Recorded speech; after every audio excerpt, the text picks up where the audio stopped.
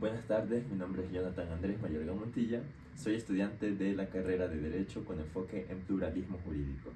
El día de hoy voy a contarles un evento del que fui parte la semana pasada, la semana del... ¿Qué semana fue? Del 13 de junio en la Universidad de las Artes en Guayaquil.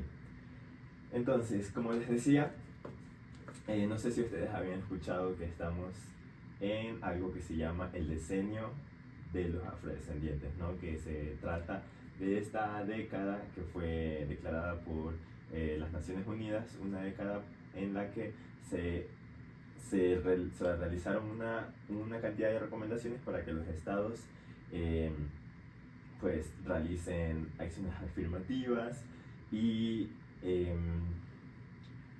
se alineen, ¿no? a estas sugerencias, a estas recomendaciones dadas por la ONU para mejorar la situación de desigualdad y desventaja en las que se encuentran muchísimas comunidades y poblaciones afrodescendientes alrededor del mundo.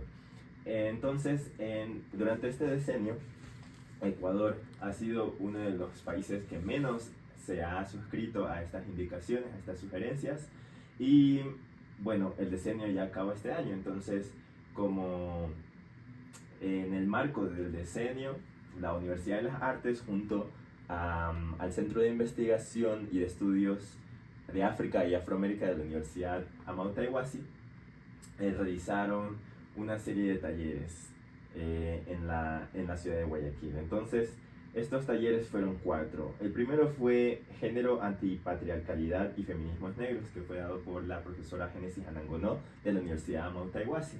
Ella nos supo indicar acerca de, nos habló de género como ficcionalidad que se dio desde la colonización, también nos habló de los distintas corrientes del feminismo en los cuales se encuentran, digamos, el transfeminismo, el feminismo comunitario y también este otro enfoque de antipatriarcalidad que algunas personas, desde el cual algunas personas enuncian su militancia.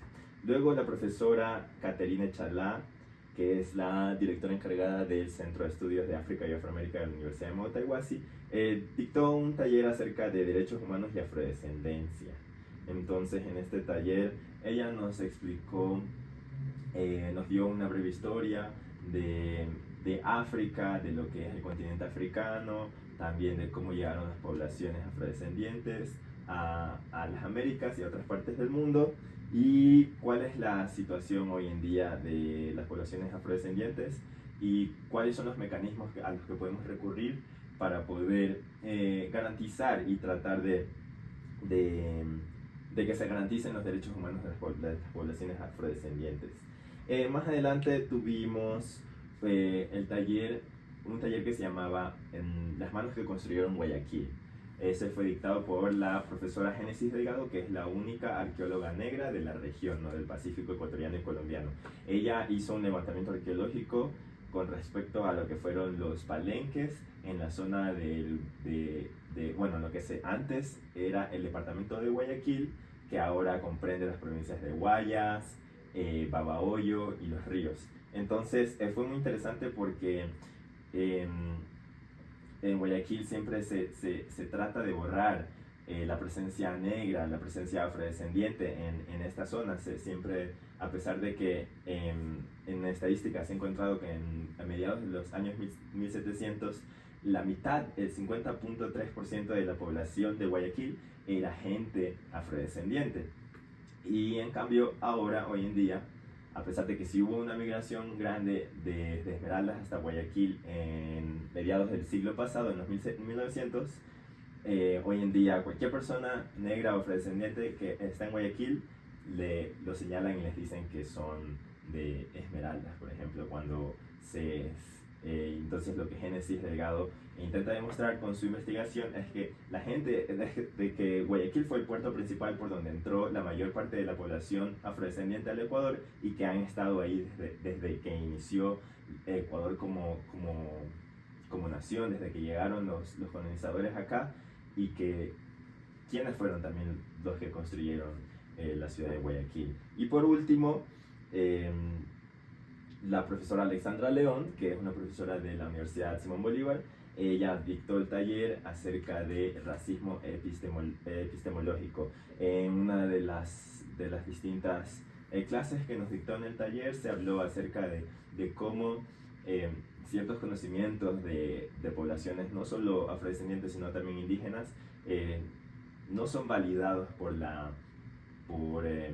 digamos, la sociedad normante, que en este caso sería la sociedad blanco-mestiza, ¿no? Lo podemos ver también como en la lengua, como ciertas lenguas como el español son consideradas más legítimas y más oficiales que otras lenguas como las lenguas indígenas como el quichua, el chapalachi, y más aún en el caso de nosotros, las poblaciones afrodescendientes, nosotros tenemos ya vestigios de lenguas que pudieron ser habladas en los siglos anteriores, ¿no?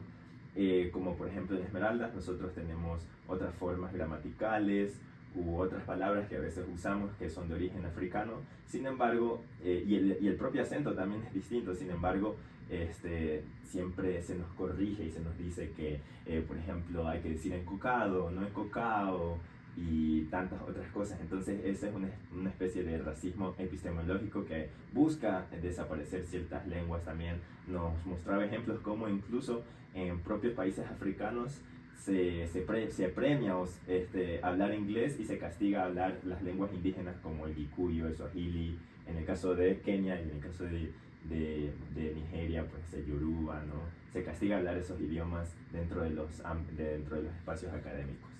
Y bueno, más o menos esto fue un poco un resumen de los 4 talleres que se vivieron, que se impartieron en la Universidad de las Artes la semana pasada. Muchas gracias por escucharme y bueno, esa fue la tarea.